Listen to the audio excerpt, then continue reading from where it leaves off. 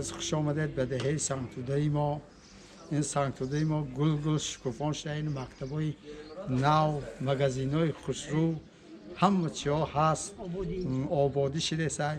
رحمت به همین پرزیدنت محترمم که خیلی آبادی ها کرده سای ماده. خوش آمدید به دهه سنگتوده ما. سلامت باشید، به دولت باشید. خیلی ساعت و وقت خوش بتیتون الله.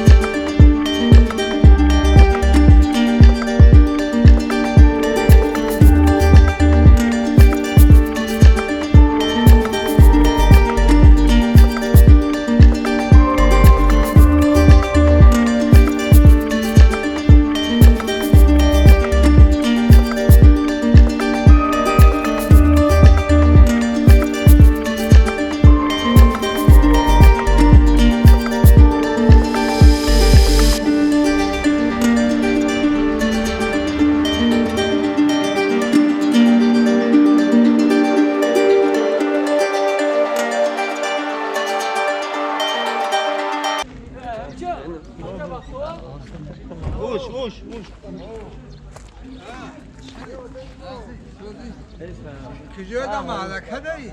سومه بده بدنامونی. باینده گوشتی بره مگه گوشتینگ بره؟ ساعت 11 به 12 رفت بیشتر.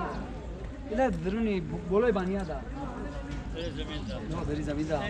گوشتی درست می‌بینی. روان گفتن برو بیارم باید استناد کنم. چی مرشد او دروما دا خیلی که باست. وای گامش. حالا اونو بیا. دیگه سوزه اینجا.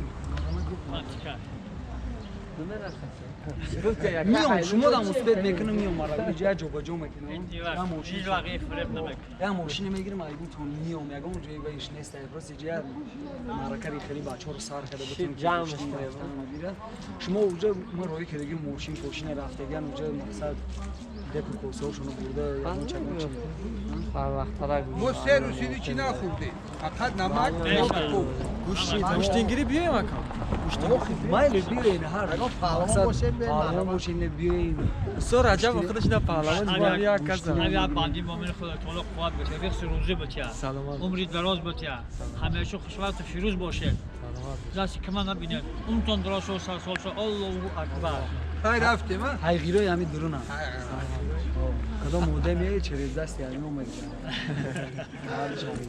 میگم خونه میریم نشم برم خیلی